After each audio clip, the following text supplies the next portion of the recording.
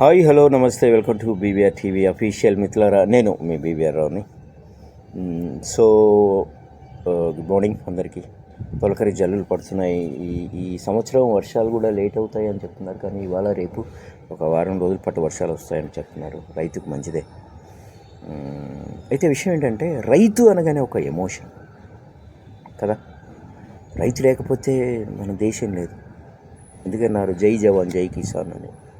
కానీ ఆ రైతుకు ఎవడు విలువిస్తున్నాడు?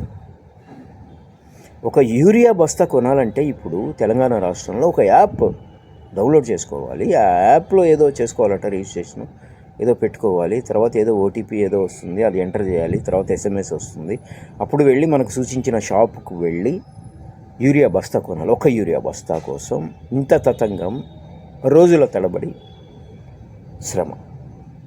ఎంతమంది రైతులకు తెలుసు ఈ టెక్నాలజీ? ఎంతమంది రైతుల దగ్గర స్మార్ట్ ఫోన్లు ఉంటాయి?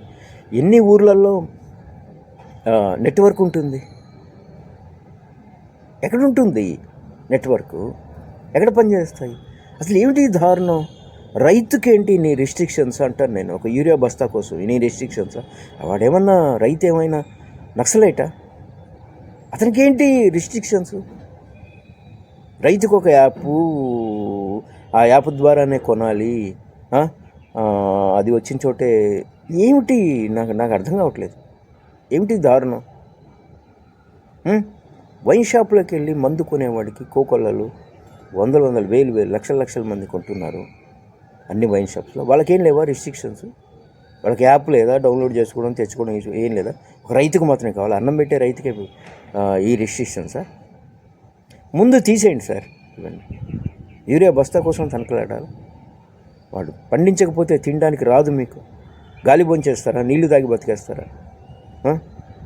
ఒక రైస్ ఏమి, గోధుమలేమి, కూరగాయలేమి, పప్పులేమి, ఎన్నో ధాన్యాలు, సిరిధాన్యాలు ఇవన్నీ పండించే రైతు ఈరోజు మీరు ఆరోగ్యం కోసం ఇవన్నీ తింటున్నారు. ఒక రైతుని ఎందుకంటే ఇంత రిస్ట్రిక్ట్ చేస్తున్నారు? అదేదో యూరియా అటు ఇటు కాకూడదు అందుకని చేస్తున్నామని ఒక కారణం చెప్తున్నారు. సిగ్గుండాలి కదా సార్, సిగ్గుండాలి కదా సార్ ఒక రైతుని ఏడ్పించడానికి. తీసేయండి సార్, ఇన్ని రిస్ట్రిక్షన్స్ తీసేయండి. ఒక్కసారి రైతు ఎదురు తిరిగితే, రైతు స్ట్రైక్ చేస్తే, క్రాప్ హాలిడే ఒక సంవత్సరం ఎవడు పండించకపోతే కొన్ని వందల వేల లక్షల శవాలు లేస్తాయి తిండి లేక.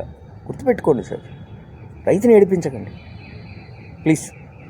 మిత్రులారా, ఒక లైక్ ఇచ్చి షేర్ చేసి మీ అమూల్యమైన కామెంట్ని తెలియజేయండి. Thank you so much.